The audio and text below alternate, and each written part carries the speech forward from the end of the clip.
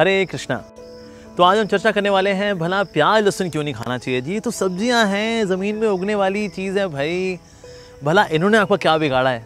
आप बोलते हैं प्याज लहसुन ना खाइए, तो भला प्याज लहसुन क्यों नहीं खाना चाहिए? और देखिए इसको तो मेडिकल फ़ायदे भी हैं, ये एंटीबायोटिक भी है, एंटी फंगल भी है, एंटी एलर्जिक भी है, बल्कि अगर बीपी अगर जिनका ख़राब हो तो ये जो खून है उसको पतला करता है ताकि बीपी आपका अच्छा हो जाए। तो दैट मीन्स फ़ायदे तो हैं जी इसके। अगर जी जॉइंट पेन वगैरह ठीक हो जाते हैं इससे, और क्या लहसुन खाओ, प्याज खाओ, तो दैट मीन्स खाना चाहिए। अब भला प्याज लहसुन भला हम क्यों ना खाएं जी? तो आज हम इस बात पर चर्चा करेंगे। तो आज हम सिर्फ वैदिक कल्चर नहीं, और भी कई सारे कल्चर्स हैं जिनमें कि प्याज लहसुन को लेकर के क्या क्या बताया गया है, आज हम उसके ऊपर थोड़ा चर्चा करेंगे। जब भी कोई फ्लाइट बोर्ड करने वाले होते हैं पायलट, तो एक फ्लाइट टेस्ट होता है ये देखने के लिए ना कि पायलट्स हैं उनका रिस्पॉन्स टाइम कितना है, क्या उनका रिस्पॉन्स टाइम स्लो है या फास्ट है। सो इसीलिए 72 घंटे पहले रेकमेंड किया जाता है कि व्यक्ति प्याज लहसुन ना खाए, क्योंकि जब व्यक्ति प्याज लहसुन खाता है तो उसका जो रिस्पॉन्स टाइम है वो स्लो हो जाता है। जो चीज़ उसको 1 सेकंड में करनी चाहिए वो 2.5 सेकंड में करता है या 3 सेकंड में करता है, which is not good actually. तो इसीलिए इवन पायलट्स को भी रिकमेंड किया जाता है कि आप प्याज लहसुन कम से कम 72 घंटा पहले ना खाएं, ताकि आपका जो रिस्पॉन्स टाइम है वो क्विक रहे, फास्ट रहे। Sometimes you have to take quick decision making, तो decision making become slow down, क्योंकि नर्वस सिस्टम जो है वो वीक होता है अगर हम प्याज लहसुन खाते हैं तो। जैसे कि ग्रीक कल्चर के अंदर देयर वाज वन ड्रामा, क्योंकि उसमें कई सारी चीज़ें, उसमें म्यूजिक भी है, उसमें लिटरेचर भी है, उसमें ड्रामा भी है। तो उसमें एक ड्रामा आता है wives at the feast of the थर्मोफॉर्स। उसके अंदर कुछ ऐसी स्त्रियां दिखाई गई हैं जो कि लंपट हैं, यानी कि बाहर भी कहीं जाती हैं, चरित्रहीन है थोड़ी सी, अपने पति के अलावा जब और पुरुषों का संग करती हैं तो उनको वहाँ पर ये एडवाइस किया जाता है कि देखो, अगर आप बाहर कहीं होकर के आती हो और आप चाहती हो कि आपके पति आपके पास ना आए और ये पता कर लें कि आप किसी और का संग करके आई हो, तो बेस्ट है कि तुम ना प्याज लहसुन खाया करो। उससे क्या, तुम्हारी इतनी फाउल स्मेल रहेगी कि ना वो तुम्हारे पास नहीं आएंगे, और जब तक ये फाउल स्मेल जाएगी तब तक तुम कोई ना कोई बहाना सोच लेना कि किस तरह से अपने पति को घुमाना है। So that was there in this drama. साथ ही ग्रीक कल्चर में एक फिजिस्ट हुए, उनका नाम है हिप्पोक्रेटिस। उनका ये कहना है कि अगर हम प्याज लहसुन खाते हैं, ये ग्रीक कल्चर की बात कर रहा हूँ मैं, अगर हम प्याज लहसुन खाते हैं तो प्याज लहसुन खाने से बॉडी के अंदर जो आपके पेन्स हैं वो एग्रेवेट हो जाते हैं, वो बढ़ जाते हैं वो, और साथ ही मन जो है बड़ा बेचैन हो जाता है, और जो भी शांति है आपके अंदर, जो आपके एक इनर ट्रैंक्विलिटी है, वो छिन्न भिन्न हो जाती है। इसी प्रकार से रोमन कल्चर के अंदर there was one person known as Pompey and he was selling onion garlic. जैसे ही उनको ये देखा गया कि वो प्याज लहसुन बेच रहे हैं, तो रोमन कल्चर में उन लोगों ने उनको तिरस्कृत कर दिया, that you are an outcast, आप तो मतलब आपको हम प्रजाति से बाहर निकालते हैं, अपनी जाति से बाहर निकालते हैं आपको। और साथ ही रोमन कल्चर के अंदर जितने भी अमीर लोग जो खाया करते थे, उसके बाद जो छोड़ दिया करते थे वो दिया जाता था जो कि निम्न जाति के लोग हैं, जो कि आउटकास्ट है उनके लिए, तो उनके लिए छोड़ दिया करते थे अनियन, गार्लिक और साथ ही मशरूम, ये उनके लिए हुआ करता था। कहते ये तो उनके लिए। और ये अगर कोई खा रहा होता था रोमन कल्चर में प्याज लहसुन या मशरूम खा रहा होता था, तो ये माना जाता था कि ठीक है वो शायद ना अच्छी जाति का नहीं है, वो शायद निम्न जाति का है, वो ऐसा माना जाता था एक समय में रोमन कल्चर के अंदर। अगर ब्रिटिश कल्चर को लें तो ब्रिटिश कल्चर में विलियम शेक्सपियर एक बहुत ही फेमस लेखक रहे हैं, बहुत ही विख्यात। उन्होंने एक ड्रामा लिखा था मिडसमर्स नाइट स्लीप। इसके अंदर विलियम शेक्सपियर बताते हैं, जहाँ पर कि वो एक कॉन्वर्सेशन लिख रहे हैं, एक व्यक्ति बॉटम नाम का व्यक्ति है, उसके लिए डायलॉग लिख रहे हैं, तो उसमें वो लिख रहे हैं कि देखो प्याज लहसुन जो है मत खाया करो, क्योंकि अगर तुम चाहते हो कि तुम मीठे शब्द बोलो तो तुम्हें कुछ सात्विक खाना चाहिए, तुम्हें कुछ मीठा खाना चाहिए। अगर तुम कुछ बहुत ही बदबूदार खाओगे तो तुम्हारे शब्द भी बदबूदार हो जाएंगे। विलियम शेक्सपियर ने ऐसा लिखा है अपने नॉवल के अंदर। साथ ही ब्रिटिश कल्चर में 2 लोगों का नाम आता है, एक का नाम है पर्सी शेली और दूसरे का नाम है लॉर्ड ब्रायन।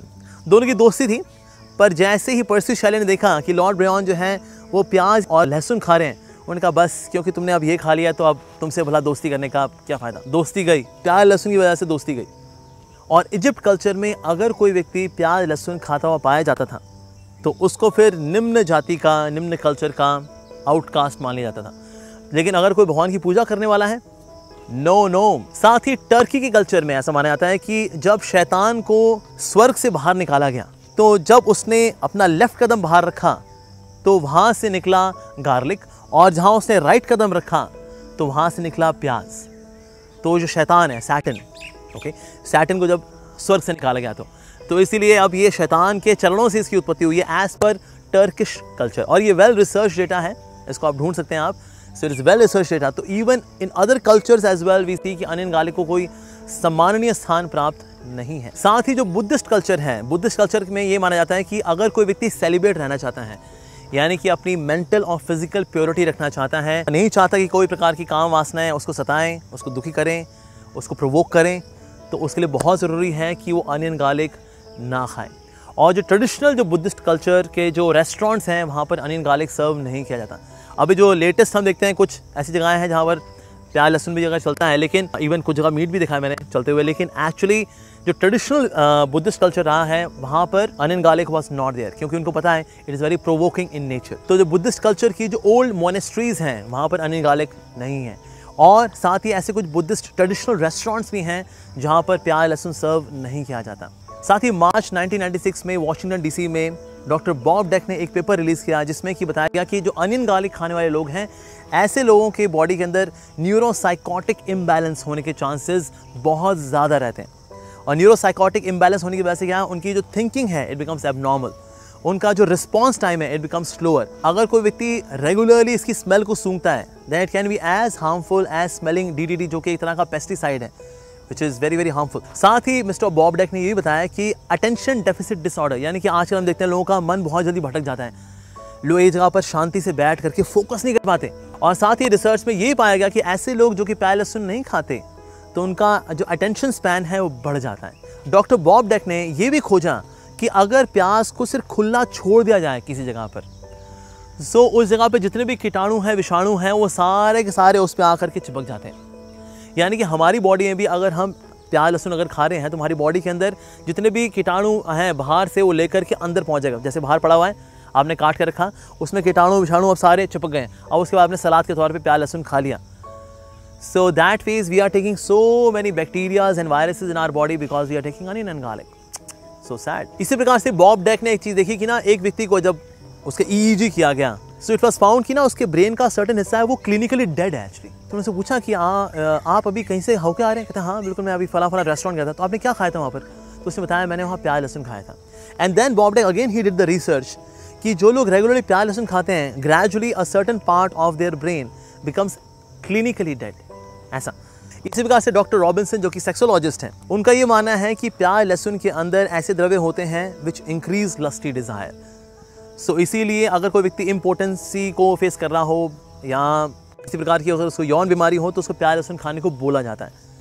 अब इससे क्या है, देखिए भौतिक इच्छाएं बढ़ती हैं, सांसारिक इच्छाएं, भोगने की इच्छाएं बढ़ती हैं, सेटिस्फैक्शन नहीं बढ़ती।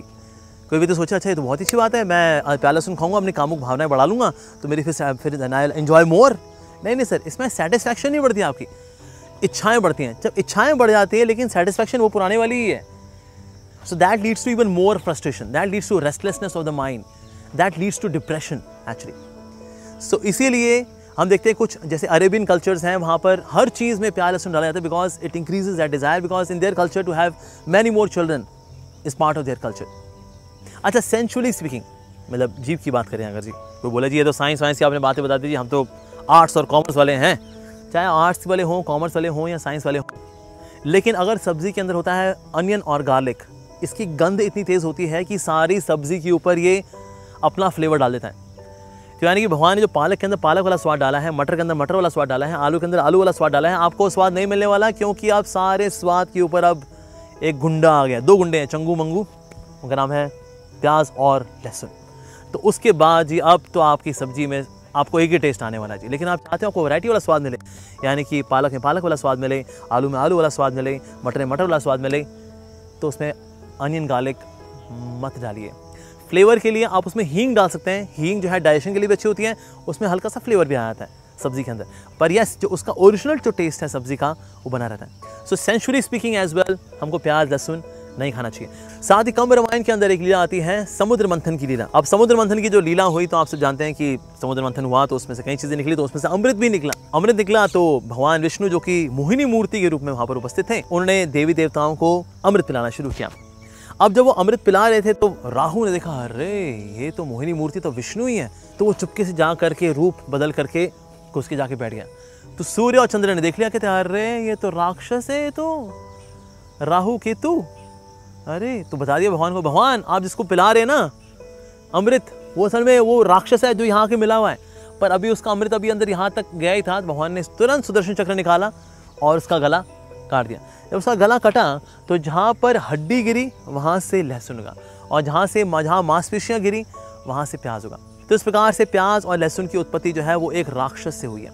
लेकिन क्योंकि अमृत के टच में आ करके हुआ ऐसा, इसीलिए कुछ हेल्थ बेनिफिट्स भी मिलते हैं उसके अंदर। लेकिन क्योंकि है तो वो राक्षस का खून, राक्षस की हड्डी, तो इसीलिए उसके अंदर तामसिक क्वालिटीज भी होती हैं प्याज लहसुन में। साथ ही अग्नि पुराण के अंदर एक और भी कथा आती है कि पहले अश्वमेध यज्ञ भी हुआ करते थे, साथ ही गौमेध यज्ञ भी हुआ करते थे। तो उस वक्त जो ब्राह्मणर्स दे वर सो पोटेंट, दे वर सो पावरफुल कि अगर गौमेध यज्ञ होगा then immediately new life was being given to the cow. So there was one priest who was doing this fire sacrifice and his wife was also sitting along with him. So वो जब ये यज्ञ कर रहे थे, so उनकी जो wife थी she was pregnant at that time. अब क्योंकि प्रेग्नेंट थी तो इसीलिए उनको ना बहुत भूख लगी, और ऐसा माना था आयुर्वेद के अंदर कि अगर गर्भवती स्त्री को भूख लगी हो और वो कुछ ना खाया अगर, तो बच्चा जब पैदा होगा तो बच्चे की ना लार गिरती रहेगी। आप देखें कई लोग होते हैं बोल रहे होंगे ना, बोलते बोलते उनकी लार गिर रही होती है, या अगर सो जाते हैं तो उनकी लार गिर रही होती है, सिनाने पे लार गिर जाएगी उनकी, या कुछ पढ़ रहे होंगे पढ़ते पढ़ते लार गिर जाएगी। इसका मतलब है जब वो माँ की कोख में थे तो उस वक्त जब माँ को भूख लगा करती थी तो उनको खाने को नहीं मिला करता था for whatever reasons. So that means उसने उस ब्राह्मणी ने सोचा कि ना अगर मैंने अभी कुछ नहीं खाया अगर, तो फिर मेरा बच्चा पैदा होगा तो लार गिरेगी, और लार निकालना अशुभ माना जाता है क्योंकि इस लार के माध्यम से even evil spirits can get inside the body. सोचा मैं क्या करूँ, तो वहाँ पर जो गाय थी, गाय का हिस्सा लेकर के उसने अपने पास रख लिया।